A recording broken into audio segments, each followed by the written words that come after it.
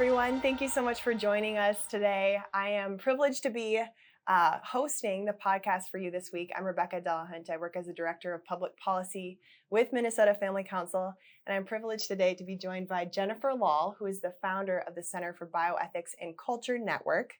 The CBC informs lawmakers and the public on healthcare, biomedical research, and biotechnological advancement. So thank you so much for joining us today, Jennifer. Thank you. I've had a great time with you these last few days. Yes, we've been meeting with lawmakers talking about issues, especially of IVF and surrogacy. Jennifer works on a variety of issues of bioethics, and so we could talk about a lot of things today, but I want to focus our conversation on that. And I do want to say this is such an honor and a privilege. I learned mostly about these topics from you and your work, so thank you so much. I want to jump right into it with IVF. We hear a lot about IVF and people have concerns, but we don't really understand what is even involved in the process. And so I'm wondering if you could get into the process of how this works, and then we'll jump into surrogacy after that. Well, if you think of an infertile couple, the process would work with a woman taking drugs that would cause her ovaries to produce a lot of eggs. Then the eggs would be surgically removed from the woman's body. And then the husband would collect his sperm. And there's many ways that men can donate their sperm. Right. Sorry, I'm trying to choose my words. I'm not too graphic here. Egg collection is much more involved. It's much more involved. Yeah. I mean, it's high-dose fertility drugs, it's needles, it's anesthesia, it's recovery, and it has a lot of risks to just that procedure. And then once the egg and the sperm are in the laboratory, then the embryologist will do the fertilization. And then embryos are made. Usually if the woman, say, produces 10 or 12 eggs, they'll fertilize all the eggs, and then the embryologist will grade the embryos, find the good ones, find the best ones, and usually the process then is that one of the best ones, and they're graded on best by looking at cell morphology, the shape of the cells. Right. Are they dividing as cells? It's a 1 cell, then it's a 2 cell, then it's a 4 cell, and they're watching that division because that's the trajectory in you the want to see. petri dish. Yes. Yeah. And since they want the best chances of a live birth, they will take what they've deemed the best embryo, implant that, and then they typically will freeze the other ones for future attempts, because we know that a lot of IVF cycles fail. Yeah. So the couple and the technicians, the physicians are all entering this knowing that there might be numerous attempts, numerous costs, numerous additional health risks and complications. Right. Yeah. That sounds like a lot of stress on the embryo. So normally we think of a baby developing in the mother's womb. Can you talk about the stress to those embryos as they're developing and they're being tested to see which ones are most fit to implant? Yeah. Well, I always use the phrase that I like to start at the beginning, and I've actually stolen that from a colleague of mine. I won't name him because maybe he doesn't want to be outed here. But, a lot of times we start in the middle. We start with a couple that's suffering with infertility. We start with people who desperately want a baby, which I'm incredibly sympathetic to. But there was a great study done in the Journal of Human Reproduction, which is a serious journal. Yeah. And it really looked at the beginning impact on this exposure of a tiny nascent human life, early embryo in the laboratory. And it speaks specifically that room air that we all breathe, people watching us right now are breathing 20% oxygen. And that's just what sustains us. But if you do any kind of a blood test, our blood oxygen level is 100%.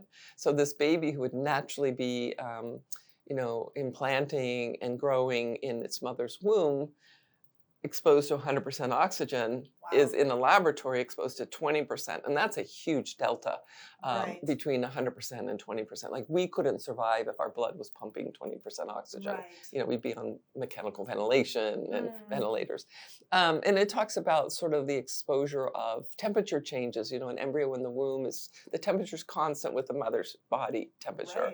Right. Versus in a open environment, the temperatures fluctuate. It's a hot day, the air conditioning's on, the heater's on, the fans are blowing or not. Light, again, in the womb, it's dark. The lightness is constant, versus in an environment in a laboratory, lights go on, lights go off. Right. Bright lights are on, bright lights are off, noise, and then the actual toxins in the medium, which is the culture in the petri dish. This little culture is feeding this Right. embryo so it can grow. Right. So those, they just ponder and wonder if this is why we have such high failure rates in IVF.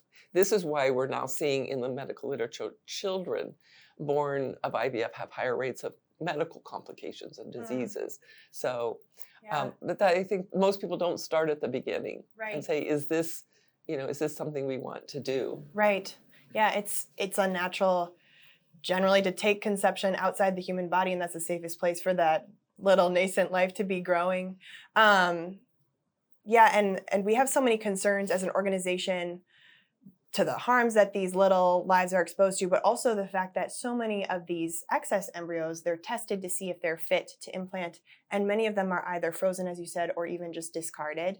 And so we're really concerned. This isn't always the case, but it's the vast majority of cases, it seems like there is little regard for this human life at the earliest stage. Can you talk as well about the medical risks to women? They don't really tell you this when you go in and they put you on the IVF journey. Yeah. They don't really talk about the harms posed to women who are going to be going through this.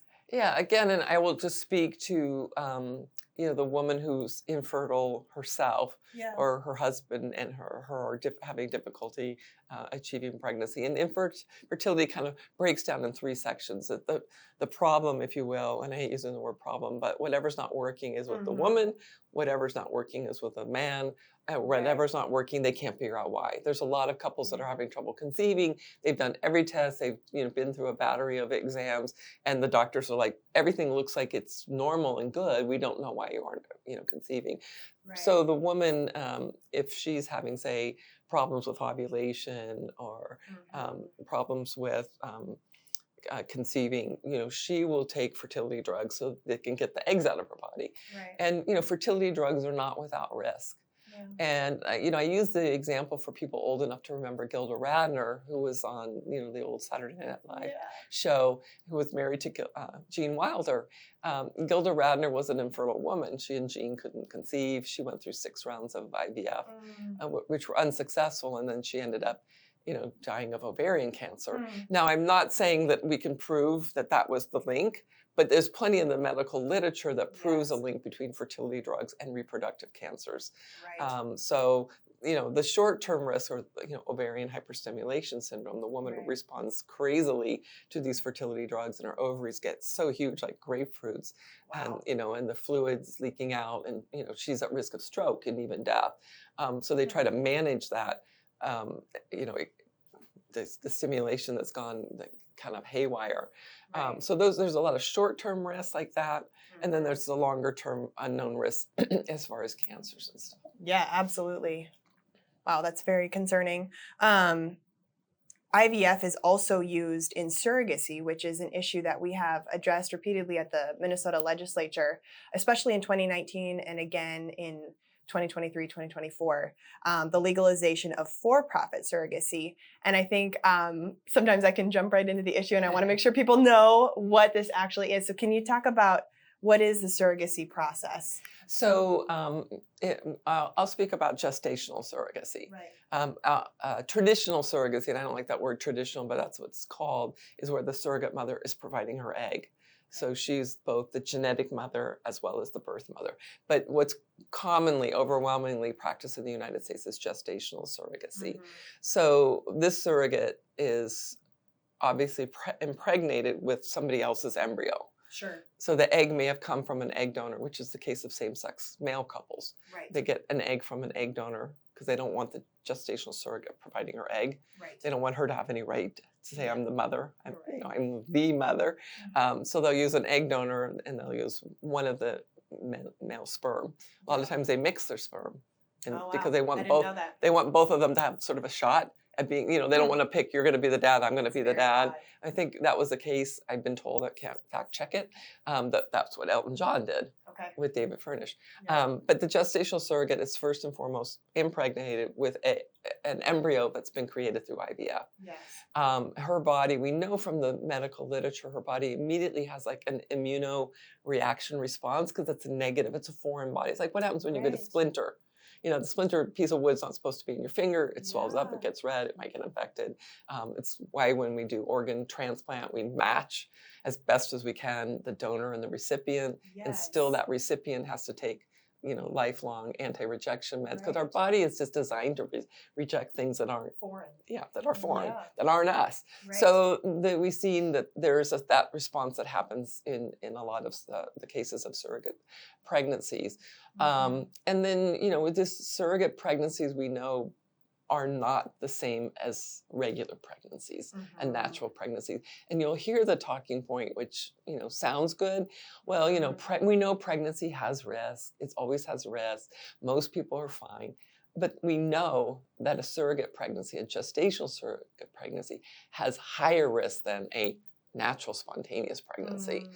So why are we risking this woman's life Right. and paying her money to risk her life when she's not the patient? Yes. She has healthy fertility. She's a mom with young children at home. Mhm. And we've had 2 surrogate mothers in California where I live die. Mm. We've had a woman Mhm. in Boise, Idaho, who's carrying twins for a couple in Spain. She and the twins died a day away from a scheduled C-section. It was a term pregnancy that had Wow. otherwise just has gone swimmingly well. We've had what I call Jane Does in the United States die because my colleague and I, Callie Fell, we often hear about a surrogate death because there's a GoFundMe that gets set up. Because this young mom has died and she's got children. She's a single mom. Maybe she's not a single mom. And Right. so through GoFundMe, we don't oftentimes have the name of that person because we're trying to protect the privacy of the family. Yeah. But they will, friends, people in the community will gather together to try to raise money for this woman who lost her life. Wow. And they don't hear about that when you hear about the option of surrogacy. It's just done as something for, a loving couple that's going to receive a Yeah. child, and no one addresses the fact that, except for you, really addresses the fact that we don't pay organ donors to donate an organ, but we're paying women to use their bodies to, gestate a child that they're not going to keep. And no one talks about the harms to the children. What kind of harms are children born from this situation facing, whether it's medically or socially, as they are born and then they get sent to the intended parent or parents.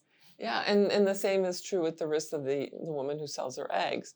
Right. And these Right. children, again, are in these sort of tangled webs of family trees. Mhm. I've met with several legislators the last few days here in Minnesota, and a lot of the conversations has naturally brought up changes in the policy around adoption in the state, and how children have a legal right to access to their original birth certificate so they can know their stories of origin, they can know their kin, they can know their Right. and That's been a big push in Minnesota. yeah, and in the other direction, in the case of surrogate mothers, she's not listed on the birth certificate. Wow. And we had a very big case in California that went to the California Supreme Court. It was the first gestational surrogacy case that was brought. And the gestational surrogate didn't want legal rights over the child. She just wanted visitation, updates, just to know how the child was doing. And she lost. The court ruled against her. But the dissenting justice wrote a pretty, I say, scathing or telling by saying, we can't just ignore this woman, because if not for her 9-month contribution, this baby wouldn't be here. She's not just nothing. Right. She's not just a vessel, Yes. an easy bake oven. Right. And then, of course, in the case of gestational surrogate, the egg donor usually has no idea who's receiving her eggs. Yeah. She doesn't know if she's helping a pedophile ring Yeah. create babies. She just is told there's this wonderful couple out there that wants a Right. baby. Would you like to donate your eggs? Sure. Right. Here's my check. Yeah. And she's receiving money for donating. I also think it's crazy that it's called donating. She's receiving money for selling her egg. So much we could talk about with that regard. Jennifer, I will note for our listeners, surrogacy is illegal in many countries in the West. And people come here to seek surrogate babies born from surrogacy. They have U.S. citizenship and then they leave the country, which is a whole nother issue we could get into. But I just really want to bring it back. We're recognizing the sanctity of life this week. No one's asking what rights are owed to these children. We're putting these children and these women through these huge risks. And so we're so thankful for all of the work that you've done to stand up for children's rights and for women's health throughout all of this, I wanted people to know that Jennifer has done incredible work creating free documentaries on many issues of bioethics. On IVF and surrogacy, you can look up Big Fertility. It's all about the money, exploitation, and breeders. These are all available at your website, which I did not memorize. Can you share what your website is? Yeah, it's cbc-network.org. Okay. Well, thank you so much for joining us, Jennifer. It's Really been a appreciated pleasure. having you. Thank you. Thank you so much. And please join us again next week for another episode.